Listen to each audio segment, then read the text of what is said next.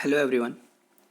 तो आज वो कैब क्लास नंबर मैं 4 लेके आया हूँ। तो इसमें हम कुछ बेहतरीन वर्ड्स डिस्कस करेंगे जो अपकमिंग एग्ज़ाम्स में आपको देखने को मिलेंगे। और ये पूरे जो वो कैब है मैंने प्रीवियस ईयर से उठाई है, जो हर एग्ज़ाम में पूछी जा चुकी है। ये कोई भी कॉम्पिटिटिव एग्ज़ाम दो आप, SSC, bank, CDS, steno etcetera as well as UPSC भी ये कवर करेगा। ठीक है, तो ये क्लास नंबर 4 है। इससे पहले मैं 3 सेशन ये क्लासेस ले चुका हूँ, 1 2 3। वो पहले आप कंप्लीट करिए, अदरवाइज़ वो कैब है भाई, कहीं से भी पढ़ना स्टार्ट कीजिए। वो कैब को पढ़ना कहीं से भी स्टार्ट कीजिए, समझ आएगी। तो आज से ही क्लास नंबर 4 देखना स्टार्ट कीजिए, और क्लास नंबर जो 3 जो मैंने पढ़ा चुका हूँ मैं, उनको भी आप रिवाइज़ कीजिए। ठीक है, ये क्लास नंबर 4 है। ठीक है, ये क्लास नंबर 4 है आपकी, और ये ऑल कॉम्पिटिटिव एग्ज़ाम को कवर करेगा। एसएससी, बैंक, सीडीएस, स्टेनो, कोई भी एग्ज़ाम दो आप, कॉम्पिटिशन एग्ज़ाम, कॉम्पिटिटिव एग्ज़ाम्स का आप कोई भी एग्ज़ाम दो, ये सारे एग्ज़ाम्स को कवर करेगा। और मेरा नाम है विजय कुमार, जैसा कि आप जानते हो। ठीक है, तो टाइम वेस्ट नहीं करते और वोकैब हम डिस्कस करते हैं बहुत अच्छी तरीके से। देखिए, ये सेशन में कुछ चेंजेस होंगे क्या। मैं अब देखिए, एग्जामिनर बिल्कुल है ना चेंजेस हो गया, उसने पैटर्न चेंज कर दिया। अब जो पहले सीडीएस के एग्ज़ाम में पार्ट्स ऑफ स्पीच आती थी कि इस सेंटेंस की पार्ट्स ऑफ स्पीच क्या होगी, 10 नंबर की वो पार्ट्स ऑफ स्पीच पूछता है। तो अपकमिंग ये एसएससी एग्ज़ाम में भी आपको देखने को मिलेगी। तो इसमें मेरा फोकस यही रहेगा कि मैं आपको वर्ड की पार्ट्स ऑफ स्पीच कैसे आइडेंटिफाई करते हैं, मैं वो भी आपको सिखाऊंगा यहाँ पे। ठीक है, वो भी आपको सिखाऊंगा, और हम किस तरीके से सेंटेंस हम बना सकते हैं वो भी आपको मैं डिस्कस करूंगा। तो इसमें मतलब जितने भी वोकैब सेशन आएंगे उसमें कुछ चेंजेस आपको मिलते जाएंगे। ठीक है, जैसे जैसे चेंजेस मिलते जाएंगे आपकी वोकैब इंप्रूव होती जाएगी। पार्ट्स ऑफ स्पीच पे मैं ज़्यादा फोकस करूंगा क्योंकि वो एग्जाम में अब पूछने लग चुका है। ठीक है, तो बिना देरी के हम वर्ड डिस्कस करते हैं। ठीक है, देखिए भाई,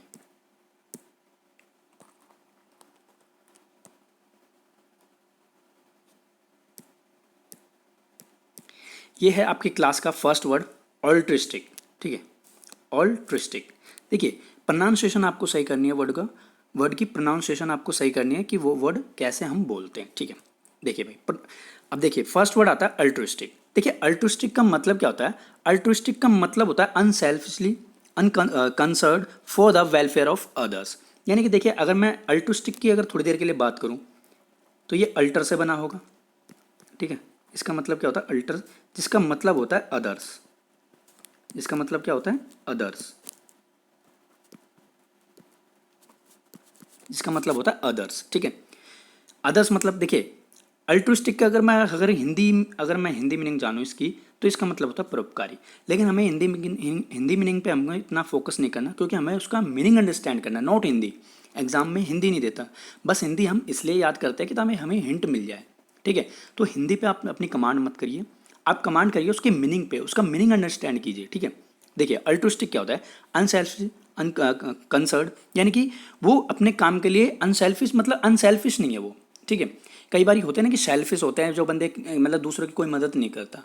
ठीक है, तो वो होते हैं। तो ये अल्ट्रुइस्टिक एक ऐसा पर्सन है जो दूसरों की मदद करे, द वेलफेयर ऑफ अदर्स। ठीक है, आगे समझ में, यानी कि अनसेल्फिशी कंसर्न वेलफेयर ऑफ अदर्स। ठीक है, ये इसकी एक्चुअल मीनिंग है जो। ठीक है, हुई बात क्लियर। अब देखिए, एक बार मैं थोड़ा सा मार्क का साइज कम कर लेता हूँ। देखिए, अगर मैं इसकी सिनोनिम की बात करूँ, सिनोनिम्स, इसका सिनोनिम्स क्या बनेगा, जेनरियस बनेगा। ठीक है, जेनरियस का मतलब क्या होता है कि, यानी कि देखिए, जेनरियस मतलब क्या होता है कि किसी चीज़ को बढ़ावा देना, हम किसी चीज़ को हम वेलफेयर कर रहे हैं, यानी कि हम किसी चीज़ की मदद कर रहे हैं, यानी कि अनसेल्फिश तो होगा नहीं। ठीक है, यानी किसी की हम मदद कर रहे हैं। अगर वहीं मैं इसके एंटोनिम की बात करूँ, तो एंटोनिम आपको पता है कि जब वो अनसेल्फिश नहीं है, तो ऑब्वियस ही बात है वो बेलिजरेंट होगा। ठीक है, स्टिंग नहीं होगा, द अनसेल्फिश होगा। सेल्फिश होगा मतलब कि जो किसी की मदद ना करे, सेल्फिश पर्सन होते हैं। ठीक है, देखिए, अब यहाँ पे मैं पार्ट्स ऑफ स्पीच इसकी आइडेंटिफाई करवाता हूँ कि ये अल्ट्रुइस्टिक एक्चुअल में इसकी इंग्लिश लैंग्वेज में इसकी पार्ट्स ऑफ स्पीच क्या होती है। यानी कि फंडामेंटल इंग्लिश में ये क्या होता है कि नाउन होता है, प्रोनाउन होता है, एडजेक्टिव होता है, डेटर्मिनर होता है, क्या हो सकता है ये वर्ड। तो देखिए, अब देखिए, एक एग्जाम्पल मैंने यहाँ फ्रेम किया, और वो एग्जाम्पल पे मैंने क्या लिखा, एग्जाम्पल मैंने यहाँ फ्रेम किया, और वो एग्जाम्पल मैंने यहाँ लिखा कि his altruistic nature made him very well known to everyone in the area. ठीक है, in everyone in the area. अब देखिए मुझे एक लॉजिकल सोचिए आप कि अगर यह नेचर क्या है, एक नाउन है। नेचर क्या है, एक नाउन है। मैं थोड़ी सी राइटिंग सही कर लेता हूँ। देखिए क्या है ये, नेचर नाउन है, ठीक है। नाउन है, अगर नाउन के बाद जो चीज़ आती है वो क्या बनता है, एडजेक्टिव बनती है, ये भी बात आपको पता है। तो दैट मीन्स इसकी प्रोनाउंसिएशन क्या होगी बच्चे, एडजेक्टिव की तरह ट्रीट होगा। ये क्या होगा, एक एडजेक्टिव की तरह ट्रीट होगा। यानी कि His altruistic nature made him very well known as to him to everyone in the area। यानी कि एरिया में उसको सब जानते हैं। यानी कि दयालु टाइप का मीनिंग निकलता है इसका। किस टाइप का, दयालु टाइप का इसका मीनिंग निकलता है। तो आई होप ये वर्ड आपको क्लियर हो चुका होगा, ठीक है। नेक्स्ट वर्ड की तरफ हम मूव करते हैं, ठीक है। अगला वर्ड क्या होता है हमारा, देखिए।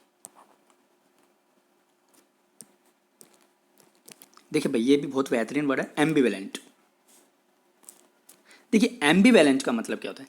एम्बीवैलेंट का अगर मैं जानूं तो देखिए, अगर मैं यहाँ थोड़ी देर के लिए बात करूँ इस एमबी की, यानी कि एमबी की बात करूँ मैं, तो एमबी का मतलब क्या होता है, बोथ। यानी कि दो की बात करेगा ये, यानी कि दो की बात करेगा कैसे, यानी कि दो चीज़ें कन्फ्यूज़न, वो दो, यानी कि हमारे पास दो ऑप्शन होते हैं। सपोज हम एग्जाम में जा रहे हैं और हमको वो दो ऑप्शंस में से हमको कोई एक आंसर चूज करना है, तो हम दो ऑप्शन तो हमें एलिमिनेट कर देते हैं, और दो ऑप्शन में हमको क्या लगता है, इनमें हमको कन्फ्यूजन है। इनमें हमको कन्फ्यूजन क्या है, कि कन्फ्यूजन ये है कि ये दो ऑप्शन में से क्या हो सकता है। That means uncertain as to course of action, ठीक है। यानी कि दो चीज़ में हमको कन्फ्यूजन है, ठीक है। यानी कि दो चीज़ में कन्फ्यूजन, दैट मीन्स मैं कह सकता हूँ कि हम डिसाइड ही नहीं कर सकते, अनडिसाइड है। यानी कि इसका अगर मैं इसकी मीनिंग बात करूँ, इसका सिनोनिम की बात करूँ मैं, तो अनडिसाइड होगा। बिकॉज अनडिसाइड क्यों होगा, क्योंकि हम वो उस चीज़ को पहचान नहीं पा रहे। दैट मीन्स हम कन्फ्यूज्ड हैं, पूरी तरह से क्या है, कन्फ्यूज्ड हैं। क्या है, हम कन्फ्यूज्ड हैं, यानी कि हम उस चीज़ को पहचान नहीं पा रहे, कन्फ्यूज्ड हैं।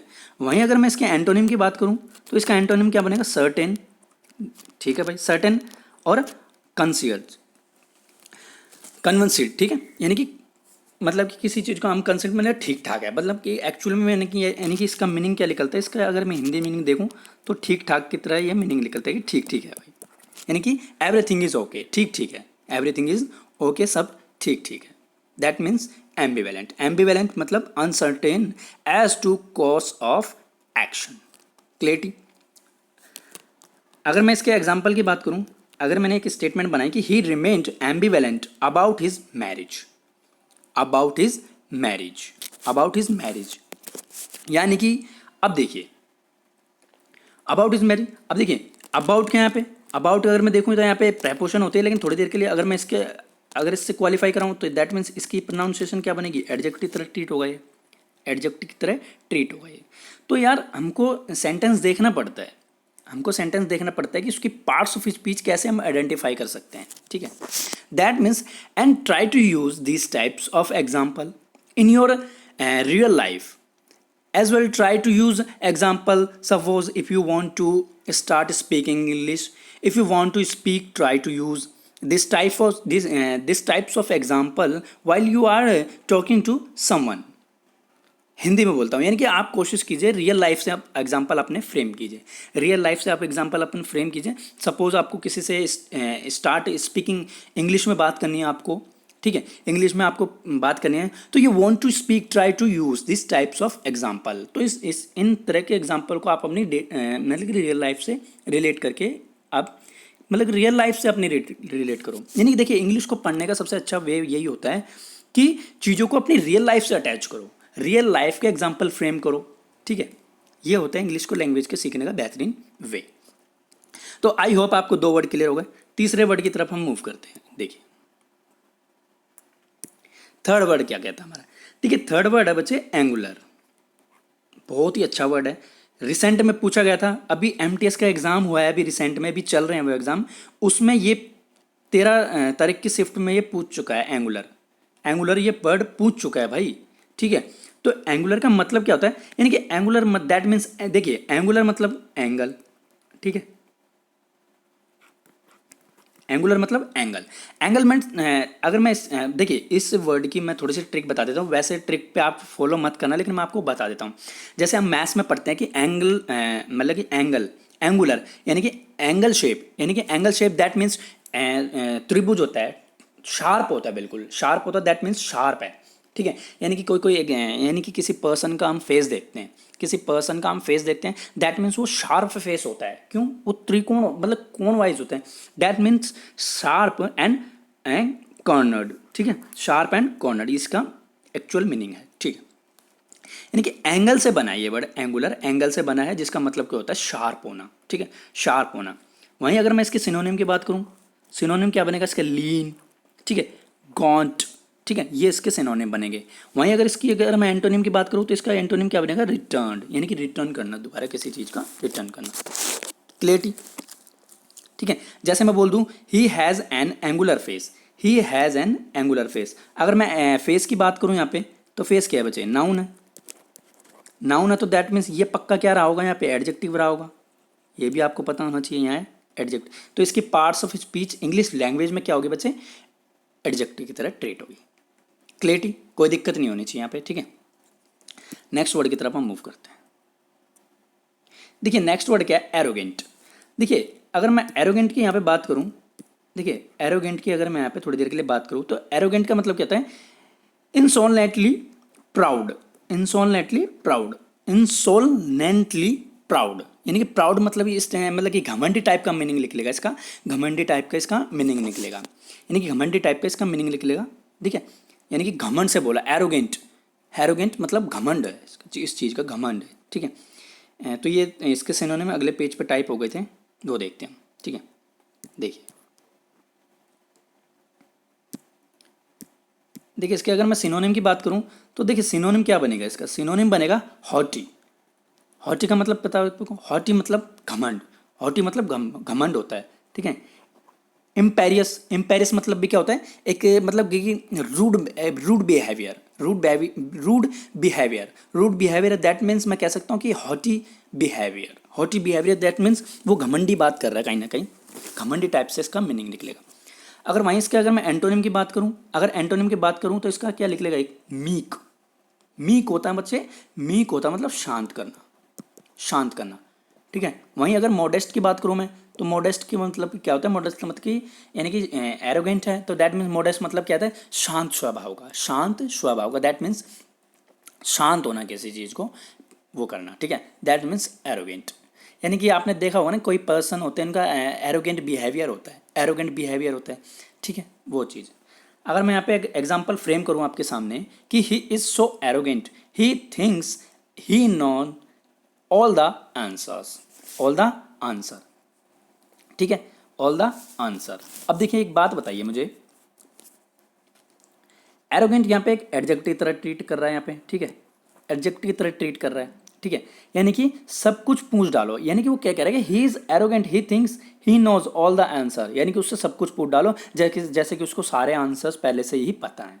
तो ऐसा तो होना तो होता नहीं, दैट मीन्स ये क्या हो गया? Arrogant behaviour. ठीक है, यानी कि आपको सब कुछ तो पता हो नहीं सकता ना भाई, सब कुछ तो आपको पता हो नहीं सकता ये चीज़। ठीक है, तो एरोगेंट बिहेवियर। आई थिंक ये वर्ड भी आपको क्लियर हो चुका होगा। अगले वर्ड की तरफ हम मूव करते हैं। देखिए देखिए भाई अगला करता है, अगला कहता है, अगला वर्ड है हमारा अवर्जन। अवर्जन, अब देखिए एक बात बताइए, अगर मैं अवर्जन की बात करूं यहाँ पे, तो देखिए अगर मैं थोड़ी देर के लिए इस ए की बात करूं, तो ये एक नेगेटिव सेंस देगा बच्चे। क्या देगा? एक नेगेटिव सेंस देगा, और नेगेटिव सेंस दे के ये हमें क्या जो मीनिंग प्रोवाइड करने का करेगा ना, वो अवे करेगा। देखिए ऐसे करेगा, अवे टाइप का। अवे टाइप मतलब दूर भागना, किसी चीज़ से दूर भागना, दूर भागना किसी चीज़ से, तो दैट्स कॉल्ड अवर्जन। ठीक है, अगर इसका मीनिंग देखो मैं, तो स्ट्रॉन्ग, डिसइंक्लिनेशन, डिसलाइक। ठीक है, डिसइंक्लिनेशन डिसलाइक करना, किसी चीज़ को डिसलाइक करना, दैट मीन्स वो चीज़ हमें पसंद नहीं है, दूर भाग रहे हैं हम किसी चीज़ से, यानी कि होता है ना कोई कोई चीज़ से हम दूर भागते हैं। ठीक है, दैट मीन्स अवर्जन। ठीक है, अगर वहीं मैं अगर इसके सिनोनिम की बात करूँ यहाँ पे, तो सिनोनिम क्या बनेगा इसका? हेजिटेंस, लॉथिंग। ठीक है, लॉथिंग बनेगा। अगर वहीं इसके मैं अगर एंटोनिम की बात करूँ, तो इंक्लिनेशन बनेगा। देखिए इंक्लिनेशन, देखिए डिस है इसमें, तो ऑब्वियस सी बात है इसका इंक्लिनेशन ही बनेगा ना सिनो एंटोनिम। ठीक है, वहाँ डिस लगा हुआ है, तो यहाँ पक्की बात है इनका इंक्लिनेशन इसका वो सिनोनिम बनेगा, एंटोनिम बनेगा। ठीक है, जैसे मैं बोल देता हूँ कि I have an aversion to getting married. ठीक है, यानी कि वो शादी से दूर भाग रहे हैं भाई। ठीक है, शादी से दूर भाग रहे हैं। ऑब्वियस सी बात है, शादी से सबको डर लगता है, ये आपको भी पता है। ठीक है, शादी से सबको डर लगता है, ये आपको भी पता है। ठीक है, तो आई हैव एन। अब मुझे एक बात बताइए बच्चे, यहाँ क्या है? एन। एन क्या है? यहाँ पे एक आर्टिकल है। क्या है? एक आर्टिकल है। और टू यहाँ पे क्या है बच्चे? प्रेपोजिशन है। टू यहाँ पे क्या है? प्रेपोजिशन है। और ये देखिए अवर्जन टू, अगर देखिए अगर मैं आपको एक चीज़ और बता दूं, ग्रामेटिकल अगर मैं देखूँ ना तो अवर्जन के साथ में टू फिक्स्ड प्रेपोजिशन यूज होती है। ठीक है, फिक्स्ड प्रेपोजिशन यूज होते हैं टू के साथ में। अगर आर्टिकल के बाद अगर यहाँ पे कोई वर्ड आया तो दैट मीन्स वो क्या आ रहा होगा यहाँ पे बच्चे? नाउन रहा होगा। तो इसकी parts of speech English language में क्या होगी बच्चे? नाउन। नाउन की तरह ये ट्रीट होगा। किसकी तरह ट्रीट होगा? नाउन की तरह। आई होप ये वर्ड आपको क्लियर हो चुका होगा। अगले वर्ड की तरफ हम मूव करते हैं। देखिए अगला वर्ड क्या कहता है। अगला वर्ड है बच्चे डिसडेन, डिसर्न। ठीक है, अब देखिए डिसर्न मतलब क्या होता है, पहले आप ट्राई कीजिए फिर मैं आपको बताता हूँ डिसर्न मतलब क्या होता है। देखिए डिसर्न मतलब होता है बच्चे, डिसर्न मतलब होता है टू डिफरेंट बिटवीन टू और मोर थिंग। टू और मोर थिंग। ठीक है, टू और more thing, this called a discern. Discern. ठीक है, डिसर्न यानी कि डिसर्न मतलब क्या होता है बच्चे? देखिए डिसर्न मतलब होता है कि अलग अलग करना किसी चीज को, यानी कि अलग अलग करना ध्यान से। अलग अलग करना ध्यान से। ठीक है, अलग अलग करना किस चीज से? ध्यान से। ध्यान से अलग करना उस चीज को। ठीक है, उस चीज को किससे अलग करना? ध्यान से। दैट मीन्स अगर मैं इसके एंटोनिम की बात, सिनोनिम की बात करूं तो टू डिफरेंट होगा। ठीक है, टू डिफरेंट होगा यानी कि ये अलग कर रहे हैं। वहीं अगर इसमें इसके एंटोनिम की बात करूं तो इग्नोर होगा। टू इग्नोर करना, किसी चीज को इग्नोर कर रहे हैं हम। ठीक है, ठीक है, इग्नोर कर रहे हैं। देखिए स्टेटमेंट क्या है? स्टेटमेंट है the woman could not discern between right and wrong. Between right and wrong. अब मुझे एक बात बताइए, कुड नॉट क्या है? पे मॉडल है। मॉडल है और मॉडल के मतलब कुड नॉट क्या है? मॉडल। और मॉडल के जो बाद आएगी तो वो क्या आएगी? वर्ब ही आएगी ना। तो इसकी पार्ट्स ऑफ स्पीच क्या हो गई? एक वर्ब की तरह ट्रीट होता है। किसकी तरह ट्रीट होता है? एक वर्ब की तरह ट्रीट होता है ये। ठीक है, तो that is the explanation. That is the explanation of this word. To you need not learn Hindi meaning, try to understand English. ठीक है, आप कभी भी हिंदी मीनिंग जानने की कोशिश मत करो। ठीक है, अब मैंने ये बोला डिसन। डिसन डिसन मतलब टू डिफ्रेंशिएट बिटवीन टू और मोर थिंग। ठीक है, that is the explanation this word है। You need not learn Hindi meaning, try to understand actual sense of particular statement. Yes और नो? क्लियरिटी? आगे देखिए नेक्स्ट वर्ड की तरफ हम मूव करते हैं।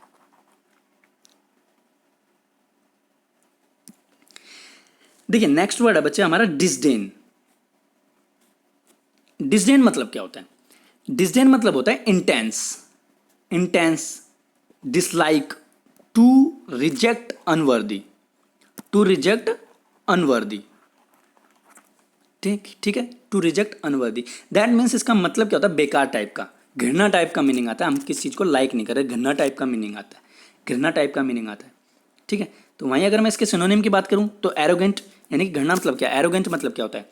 देखिए अभी अपने पढ़ा था पीछे की, रिवाइज करो क्लास को। एरोगेंट, एरोगेंट मतलब क्या होता है? घमंडी। वहीं अगर हॉटी की मीनिंग करूं तो उसका मतलब भी घमंडी होता है। इंसोलेंट मतलब क्या होता है? Rude behaviour. ठीक है, तो इसके सिनोनिम बन जाएगा।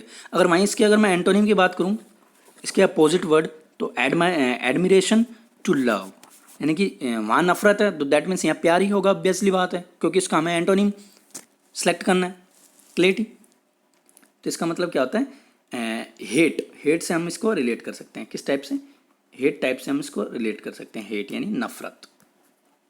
क्लियरिटी भाई? ठीक है, कह रहा है कि he did not hesitate to express the disdain that he felt. ठीक है, देखिए द आर्टिकल है। क्या है यहाँ पे? द आर्टिकल है, और आर्टिकल के तुरंत बाद क्या आता है? यहाँ नाउन आता है। तो इसकी पार्ट्स ऑफ स्पीच क्या बच गए बंदे? नाउन। तो ये किसकी तरह ट्रीट होगा? नाउन की तरह ट्रीट होगा। क्लियर? अगले वर्ड की तरफ हम मूव करते हैं।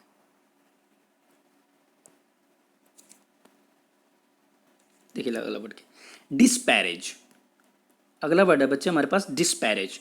देखिए डिस्पैरेज मतलब क्या होता है, डिस्पैरेज देखिए डिस लगा हुआ है इसमें, पहले ये देखिए आप वर्ड को देखो, पहले डिस लगा, दैट मीन्स ये नेगेटिव मीनिंग प्रोवाइड करेगा। क्या करेगा, नेगेटिव मीनिंग प्रोवाइड करेगा। एक मिनट, तो क्या करेगा, एक नेगेटिव मीनिंग प्रोवाइड करेगा।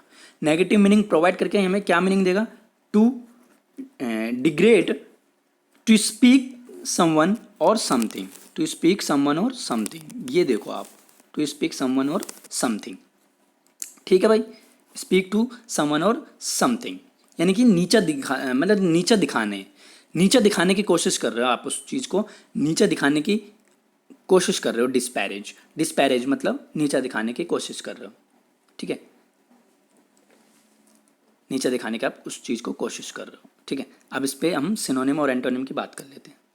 देखिए सिनोनिम क्या बनेंगे इसके, सिनोनिम बनेंगे बच्चे इसके, अगर मैं सिनोनिम की बात करूँ आपके सामने, बिलिटिल, ठीक है, बिलिटिल, डिक्राई।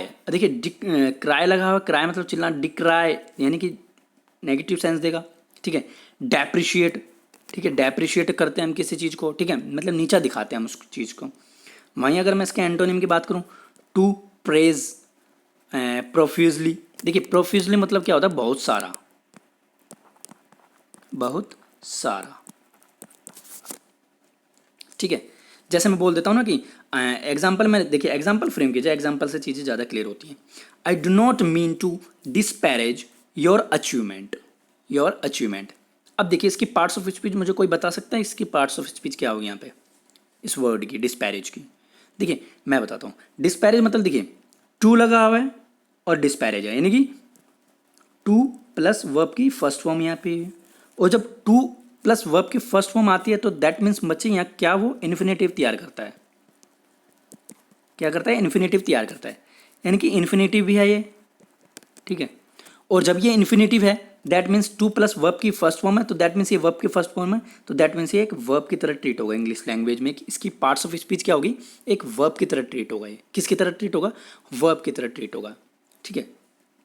तो if you want try to make any other sentence the same word, ठीक है, if you want try to make any other sentence the same word, कोशिश करो, आप कोशिश करो कि एग्जाम्पल फ्रेम करने की कोशिश करो सेम वर्ड से, ठीक है, सेम चीज़ से आप एग्जाम्पल फ्रेम करने की कोशिश करिए।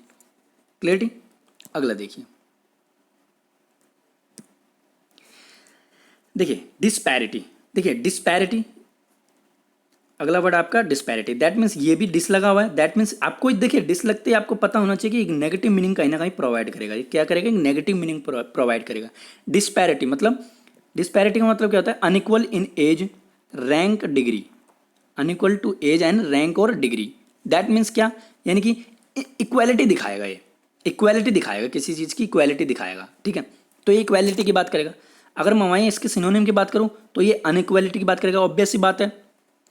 इनइक्वालिटी की बात करेगा, तो वहीं अगर मैं इसके सिनोनिम की बात करूँ तो सिमिलरिटी दिखाएगा, पक्की बात है, वहीं इक्वालिटी है तो दैट मीन्स यहाँ सिमिलरिटी दिखाएगा, समानार्थी दिखाएगा ना, सिमिलरिटी, ठीक है। देखिए हाँ, इनइक्वालिटी का मतलब देखिए यानी कि सैपली, देखिए इनइक्वालिटी मतलब आपको एग्जांपल देता हूँ, सैपली खान का एग्जांपल ले लीजिए। सैपली खान ने मतलब कि किस एज की उससे शादी करी थी, सर अली खान से शादी करी थी, बहुत सारी उससे शादी करी थी, तो दैट मीन्स उनकी एज में कितना डिफरेंस था, तो दैट कॉल्ड इज डिस्पैरिटी, कि उनकी एज में डिफरेंशिएट है, दैट कॉल इज अ डेस, यानी कि डिस्पैरिटी, ठीक है। जैसे मैं बोल देता हूँ एग्जांपल देखिए, the couple got married even there was a great disparity in their ages, यानी कि उसकी एजेस में काफ़ी अंतर था, ठीक है, उनकी एजेस में क्या, काफ़ी अंतर था, ठीक है। तो डिस्पैरिटी किसकी तरह यूज हो सकता है बच्चे, एक एडजेक्टिव की तरह यूज हो सकता है डिस्पैरिटी, ठीक है। तो डिस्पैरिटी का मतलब आप समझ आ गया होगा आपको, ठीक है।